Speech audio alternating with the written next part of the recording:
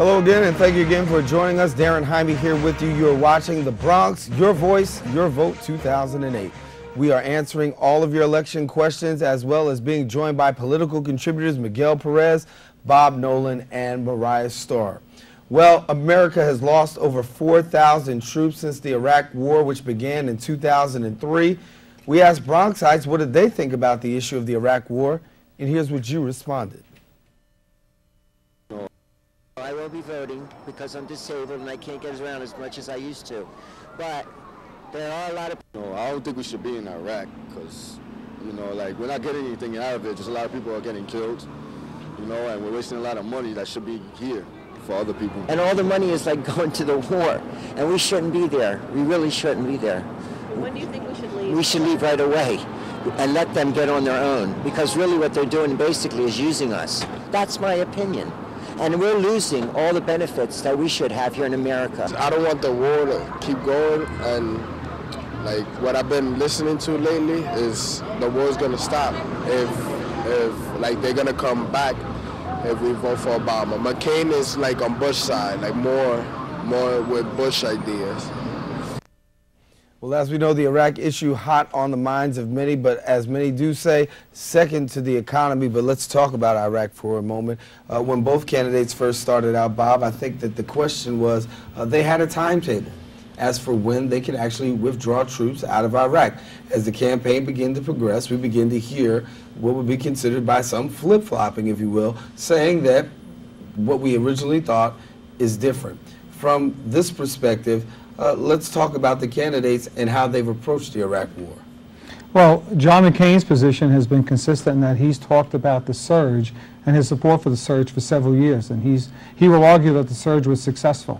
I will argue that the surge was not successful, but that it was the American military working with individuals in Iraq, people who had enormous power over different blocks of other people, who finally realized that al-Qaeda was not their solution in Iraq, that al-Qaeda was their problem.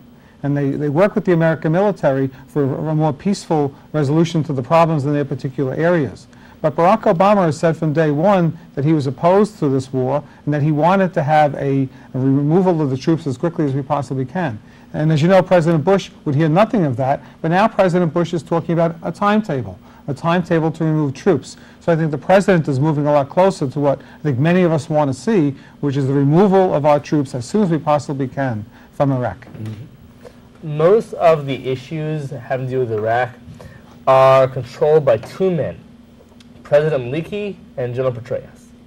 Those two men have been instrumental in A, making surge work, and B, setting the timetable.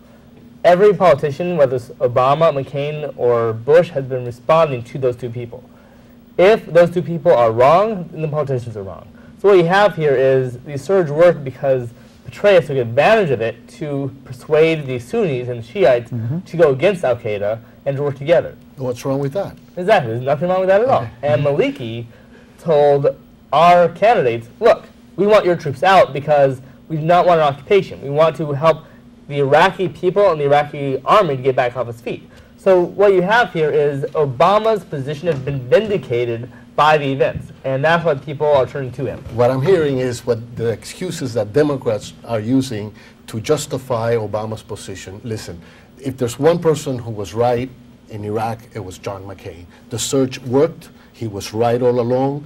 I still believe that that is the strongest thing he has going for him as a candidate, what his record on Iraq.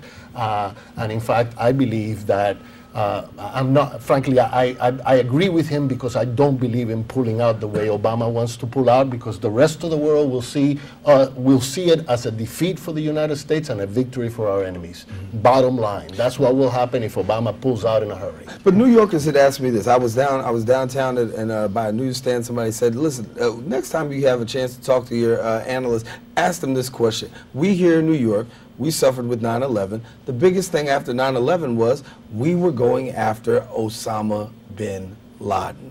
Now we understand all you hear is about Saddam Hussein and nothing more about Osama bin Laden. Good point, and I'm glad you raised that issue because it was wrong of us to go to Iraq in the first place. I disagreed with going to that war in the first place. We should have never been there. We were misled going there. You know, weapons of mass destruction and all that, it was a lie. and we were taken to war without us really knowing all the facts. The American people, Congress, even the president, I don't think knew all the facts. He just hurried into this war. It was a huge mistake. But now that we're there, we have to come out victorious. We cannot pull out, because if we pull out, then we're telling our enemies, you can keep doing this to us in other parts of the world. The one thing that New Yorkers and a lot of Americans have to understand about bin Laden and terrorism is that terrorism is not a state. When you go to war against a state like Iraq, you get rid of the leader, boom, problem solved. You can mobilize the army, do everything else. Bin Laden is not the head of a state. You get rid of him, someone will replace him. So it doesn't really matter if you get bin Laden or not. Al-Qaeda's there. It matters. There are a whole bunch of other people in Al-Qaeda in different regions.